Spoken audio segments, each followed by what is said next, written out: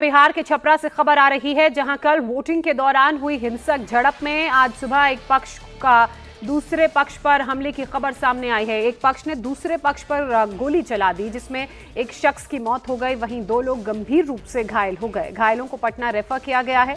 जो जानकारी मिल रही है उसके मुताबिक सोमवार को छपरा में 5वें चरण की वोटिंग हो रही थी। उसी दौरान बूथ नंबर 318 और 319 में फर्जी वोटिंग को लेकर बीजेपी और आरजेडी के कार्यकर्ताओं में झड़प हो गई थी। और इस दौरान दोनों पक्षों ने एक दूसरे पर बोगस वोटिंग का आरोप लगाया। मामला उस वक्त ज्यादा बढ़ गया था जब मौके पर आरजेडी की प्रत्याशी रोहिणी आचार्य खुद पहुंच गई, जिसके बाद दोनों पक्षों में जमकर मारपीट हुई थी। और खबर मिलने के बाद मौके पर पुलिस पहुंची, दोनों पक्षों को समझा बुझाकर शांत करवाया गया और मौके से हटा दिया गया।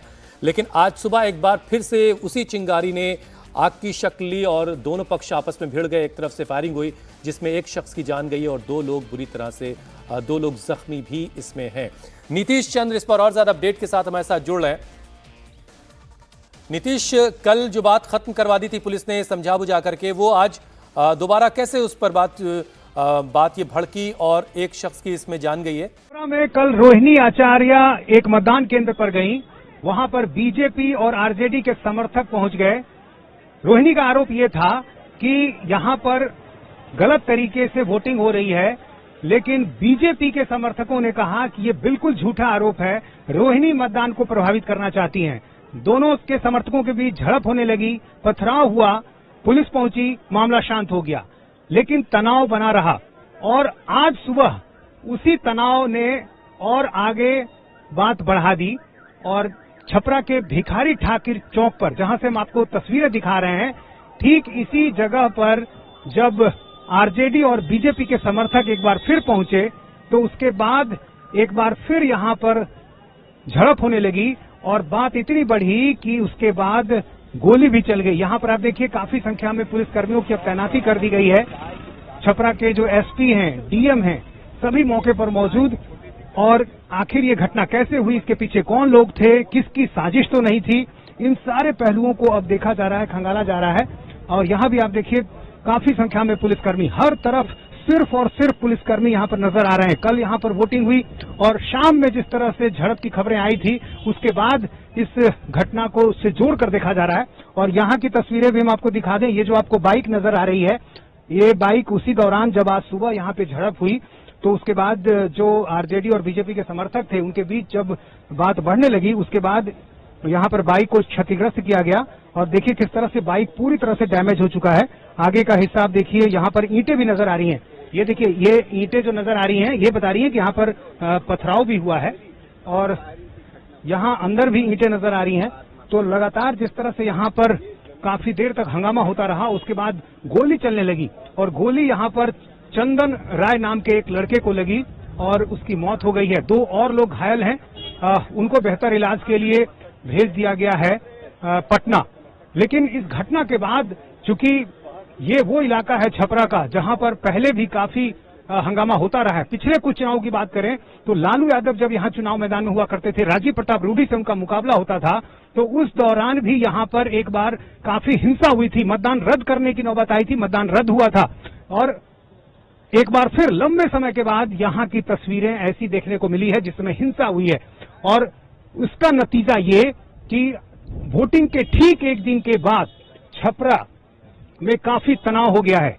छपरा का जो एक राजनीतिक समीकरण है, जो एक जातिगत समीकरण है, वो भी कुछ इस तरह का है जहां 2 जातियों के बीच यहाँ पर एक तरह की राजनीतिक प्रतिद्वंदिता रही है। यहाँ पर यादव वोट करीब 25% हैं और 23% जो हैं वो राजपूत वोट हैं। तो इन दोनों के बीच यहाँ पर मोटे तौर पर मुकाबला माना जाता रहा है। और यहाँ पर डिलिमिटेशन के बाद जो है, जो जातिगत समीकरण है, राजनीतिक समीकरण है, उसमें ही बदलाव हुआ है। तो ऐसे में यहाँ पर इन 2 जातियों के बीच का जो मुकाबला है वो यहाँ पर हमेशा तनाव लाता रहा है। और यही कारण है कि एक बार फिर जब ये घटना हुई है तो उसके बाद इस बात की आशंका थी कि कुछ हो सकता है, क्योंकि कल जब रोहिणी यहाँ पर पहुंची थी, ठीक इसी जगह के पास ही एक मतदान केंद्र है। जब रोहिणी यहाँ पर पहुंची, रोहिणी का कहना था कि बोगस वोटिंग हो रही है, लेकिन जो बीजेपी के समर्थक थे उनका आरोप था कि ये बिल्कुल गलत है, रोहिणी मतदान को प्रभावित कर रही है। मैंने छपरा के एसपी से बात की, उन्होंने कहा कि ये दोनों एक दूसरे पर आरोप लगा रहे थे मतदान को प्रभावित करने का, लेकिन ऐसा कुछ था नहीं। जांच की गई, उसमें ये सारे आरोप गलत पाए गए। तो लेकिन फिर भी इस आरोप प्रत्यारोप को लेकर जब यहाँ पर दोनों आमने सामने थे, ठीक इसी जगह पर जहां से मैं आपको तस्वीरें दिखा रहा हूं, ठीक इसी जगह पर बीजेपी और आरजेडी के समर्थक एक दूसरे पर आरोप लगा रहे थे और नारेबाजी होने लगी। रोहिणी मौजूद थी, रोहिणी मतदान केंद्र पर थी। उस दौरान ही रोहिणी को वापस जाने के लिए कहा जा रहा था। बीजेपी के समर्थक इस बात से नाराज थे कि मतदान केंद्र पर रोहिणी इतनी देर तक क्या कर रही हैं, और इसको लेकर दोनों पक्ष एक दूसरे के खिलाफ नारेबाजी करते रहे।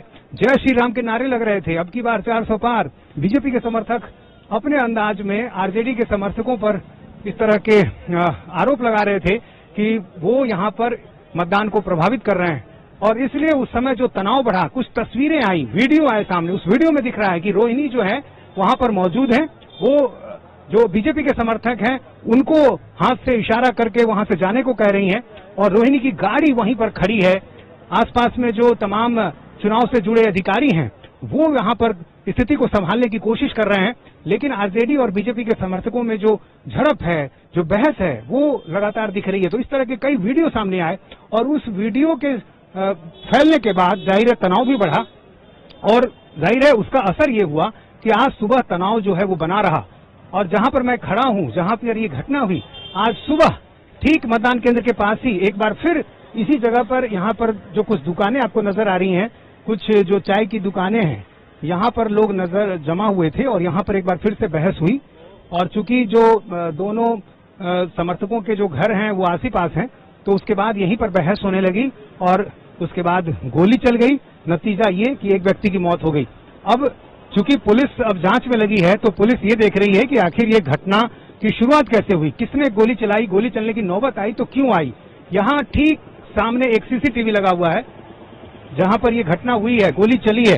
ये देखिए यहाँ पर गोली चली है, जहां पर आपको ईंट पत्थरों का ढेर नजर आ रहा है, यहाँ पर गोली चली है। और इसके ठीक सामने ये देखिए सामने वाला जो घर है जहां लिखा हुआ है ग्राहक सेवा केंद्र कस्टमर सर्विस पॉइंट SBI, यहाँ एक सीसीटीवी लगा हुआ है, और इस सीसीटीवी में माना जा रहा है कि पूरी वारदात रिकॉर्ड हुई होगी। तस्वीरें आई होंगी कि यहाँ पर उस समय क्या हो रहा था, कैसे झगड़े की शुरुआत हुई, आखिर यहाँ पर जिसने गोली चलाई वो कौन व्यक्ति था, उसकी तस्वीरें भी आई होंगी। तो अब पुलिस के लिए एक बड़ी चुनौती की जो सीसीटीवी की तस्वीरें हैं और जो इस मामले की जांच में जो तथ्य अब तक सामने आ रहे हैं उसके आधार पर कार्रवाई करे। हालांकि पुलिस ने 2 लोगों को गिरफ्तार किया है, बीजेपी के नेता हैं, बगल में ही उनका घर है, तो 2 लोगों को पुलिस ने गिरफ्तार कर लिया है। और फिलहाल पुलिस के लिए चुनौती ये है कि शांति पूर्वक तरीके से अंतिम संस्कार जो मृतक है उसका कर दिया जाए, क्योंकि जब डेड बॉडी यहाँ पर पहुंचा उसके बाद लोग सड़क जाम करना चाह रहे थे। इसी जगह सड़क को जाम करने की कोशिश के दौरान ही पुलिस के साथ भी काफी हंगामा हुआ, पुलिस को हल्का बल प्रयोग करना पड़ा, और उसके बाद पुलिस ने समझा बुझाकर शव को पोस्टमार्टम के लिए भेज दिया है। और थोड़ी देर पहले जो शव है वो यहाँ पर आ चुका है। मैं आपको दिखा दूं, ये जो भिखारी ठाकुर चौक है, इसी चौक के ठीक बगल से एक सड़क जाती है। इसी रास्ते में जो मृतक हैं उनके परिवार वालों का घर है। मोटे तौर पर इस सड़क में जो आरजेडी के समर्थक ज्यादा संख्या में हैं, यादव जातियों की इधर अच्छी खासी संख्या है, तो इसी रास्ते में उनका घर है। और अभी थोड़ी देर पहले पोस्टमार्टम के बाद जो शव है वो यहाँ पर पहुंच चुका है, और पुलिस ये चाह रही है कि सब कुछ शांतिपूर्वक संपन्न हो जाए, और उसके बाद फिर जो जांच की प्रक्रिया है वो आगे पूरी की जाए। एसपी का कहना है कि चूंकि जो कल तस्वीरें थी और फिर आज जो घटना हुई, इनकी तस्वीरें चूंकि वायरल होंगी तो जाहिर है स्थिति और बिगड़ेगी, और ऐसी हालत में 2 दिनों तक इंटरनेट को शहर में बंद करने का फैसला लिया गया है। और फिलहाल अभी कोशिश ये की जा रही है कि किसी भी तरह से हालात आगे बिगड़े नहीं, और इसलिए चप्पे चप्पे पर यहाँ पुलिसकर्मियों की तैनाती कर दी गई है। जिले के जो तमाम बड़े अधिकारी हैं वो खुद मौके पर कैंप कर रहे हैं। यहाँ पर देखिए लगातार निर्देश भी दिए जा रहे हैं, सारे लोग इसी चौक पर रहेंगे, तो निर्देश भी दिए जा रहे हैं कि सारे लोग इसी चौक पे बने रहेंगे, यहीं पर कैंप करना है फर्दर ऑर्डर्स तक। तो पुलिसकर्मियों को हिदायत निर्देश की यहीं पर बने रहना है, क्योंकि जब तक अंतिम संस्कार की प्रक्रिया पूरी नहीं हो जाती है, ये एक बड़ी चुनौती है, क्योंकि एक व्यक्ति की मौत हुई है, इसके अलावा 2 लोग घायल हैं, एक की स्थिति गंभीर है, पटना मेडिकल कॉलेज अस्पताल भेजा गया है जो घायल हैं। तो ऐसे में अभी फिलहाल जो सबसे बड़ी चुनौती है कि अंतिम संस्कार की प्रक्रिया पूरी कर ली जाए, और साथ ही साथ इस दौरान जो जांच की प्रक्रिया है वो भी चल रही है कि आखिर इस घटना में इसके पीछे वजह क्या है, कैसे ये घटना हुई। फिलहाल जो जानकारी मिल पाई है वो ये कि कल की घटना को लेकर जो आक्रोश था, जो तनाव था, खासतौर से बीजेपी और आरजेडी के समर्थकों के बीच, उसी से ये घटना जुड़ी हुई है।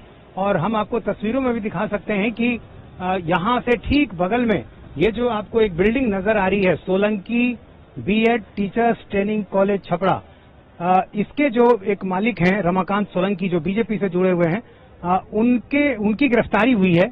आरोप उन पर लगाया गया है चूंकि पीड़ितों की तरफ से, तो पुलिस ने अभी कार्रवाई की है, जांच अभी जारी है और ये देखा जा रहा है कि आखिर अब आगे कोई घटना न होने पाए। तो ये जो तस्वीरें हैं छपरा की, लंबे समय के बाद इस तरह की तस्वीर यहाँ देखने को मिली है। बिहार में चुनाव में हिंसा पिछले कई चुनावों से नहीं हो रही थी और एक अच्छी तस्वीर बिहार से पेश होती थी। हालांकि छपरा में इस तरह का तनाव पहले होता रहा है, जब लालू प्रसाद यादव और राजीव प्रताप रूढ़ी आमने सामने हुआ करते थे तो छपरा में इस तरह की हिंसा, छिटपुट घटनाएं होती थी और एक बार मतदान को रद्द भी किया गया था। तो छपरा को लेकर आशंकाएं जरूर थी, लेकिन मोटे तौर पर बिहार में शांतिपूर्वक मतदान देखने को मिला है। और बिहार की जो पहचान एक पहले थी, एक समय वो भी था बिहार का जब यहाँ बूथ कैप्चरिंग हुआ करती थी और जिस तरह से हिंसा होती थी, कई लोगों की मौतें होती थी, लेकिन ये सारी बातें काफी पुरानी पड़ गई थी और बिहार को लेकर जो एक छवि बन गई थी चुनाव में हिंसा की, उससे बिहार बाहर निकल चुका था। लेकिन एक बार फिर इस तरह की जो घटना हुई है, एक लंबे समय के बाद हुई है, इसलिए सबसे बड़ी चुनौती पुलिस की और प्रशासन की यही है कि इस पूरी घटना से सख्ती से निपटा जाए। आगे अभी चूंकि 2 चरणों का चुनाव बचा हुआ है और ऐसे में आज की इस घटना को लेकर कहीं कोई इसकी प्रतिक्रिया न हो, चूंकि मोटे तौर पर इस घटना में जो 2 जातियां जो आमने सामने नजर आ रही हैं, 2 दल के समर्थक हैं और यहाँ पर जैसा कि मैंने बताया कि मोटे तौर पर जो जातीय समीकरण है उसमें राजनीतिक प्रतिद्वंदिता भी 2 प्रमुख जातियों के बीच है, राजपूत और यादव के बीच में। और ये जो कल जो झगड़े की शुरुआत हुई है, अब मोटे तौर पर ये जो दल का झगड़ा है वो जातियों के झगड़े में न तब्दील हो जाए, अब इसको ध्यान रखना एक बड़ी चुनौती है। फिलहाल जो प्रभावित लोग हैं वो आरजेडी के हैं, जिनकी मौत हुई है वो आरजेडी के समर्थक हैं और देखना ये है कि अब लालू यादव और उनकी पार्टी इस घटना को लेकर आगे क्या रणनीति बनाती है। चूंकि देखिए अभी सामने चुनाव कई चरणों का बचा हुआ है और चुनाव में इन बातों की काफी अहमियत होती है कि जातीय समीकरण प्रभावित न हो, कहीं दूसरी सीटों पर उसका असर न पड़ जाए। तो इन सारी चीजों को देखते हुए जाहिर है अभी जो राजनीतिक दल है वो अपनी रणनीति बनाएंगे और फिलहाल अभी स्थिति जो है यहाँ पर संभाल ली गई है, स्थिति यहाँ पर बेहतर है क्योंकि काफी संख्या में पुलिस को तैनात कर दिया गया है। सुबह में कुछ देर तक जरूर यहाँ पर हंगामा मचा रहा, लोग सड़कों पर आ गए क्योंकि गोलीबारी हो गई थी, मौत हो गई थी, तो उसके बाद स्थिति ऐसा लगा कि बिगड़ सकती है, लेकिन फिर पुलिस ने काफी संख्या में तैनाती की और उसके बाद स्थिति अभी नियंत्रित कर ली गई है। हालांकि कल जो घटना हुई, कई लोग ये भी कह रहे हैं कि कल जिस तरह का तनाव बढ़ा था, जिस तरह से रोहिणी के आने के बाद 2 दलों के लोग, 2 जातियों के लोग आमने सामने आ गए थे, गालियां दी जा रही थी, उसके बाद ही इस बात की आशंका हो गई थी कि कुछ हो सकता है और ऐसी स्थिति में पुलिस को अतिरिक्त सतर्कता बरतने की आवश्यकता थी, जो शायद नहीं हुआ। तो अब जाहिर है इन सब बातों को भी देखा जाएगा, इसकी जांच की जाएगी कि आखिर आज की घटना कैसे हो गई, जब कल ठीक इसी जगह पर इस तरह की घटना हुई थी। तो एक बार फिर ये घटना कैसे हुई, इसके लिए कौन जिम्मेवार है, इन सारे पहलुओं को देखा जाएगा।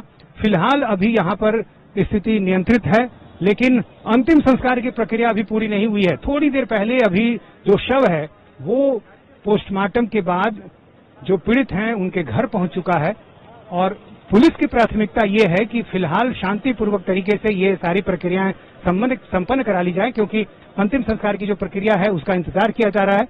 पुलिस बल को भी लगातार इसलिए चौकस रहने को कहा जा रहा है कि वो मौके से हटे नहीं, ताकि यहाँ पर अचानक, चूंकि आसपास के ही इलाके में सारे जो पीड़ित लोग हैं या कहें उनके समर्थक हैं, पार्टी के लोग हैं या जाति विशेष के लोग हैं, तो चूंकि बिल्कुल आसपास का इलाका है, दोनों जातियों के और दोनों दलों के जो समर्थक हैं बिल्कुल आमने सामने आसपास में 100 मीटर की दूरी है करीब। तो ऐसी स्थिति में ये खतरा जो है बना हुआ है, इसलिए पुलिस लगातार यहाँ पर चौकस है और इसलिए यहाँ पर तमाम जो बड़े अधिकारी हैं वो भी मौके पर बने हुए हैं। तो फिलहाल छपरा में जिस तरह से तनाव की घटना सामने आई है, कल चुनाव संपन्न हो चुका है। गनीमत ये रही कि बिल्कुल चुनाव के आखिरी समय में इस तरह की घटना हुई। करीब 5:30 बजे शाम की घटना हुई थी, 6 बजे तक वोटिंग थी। तो आखिरी समय में घटना हुई तो जाहिर है उसका असर दूसरे हिस्सों में नहीं पड़ा। और रोहिणी जब मौके पर थी, उनके सामने ये सब कुछ हो रहा था।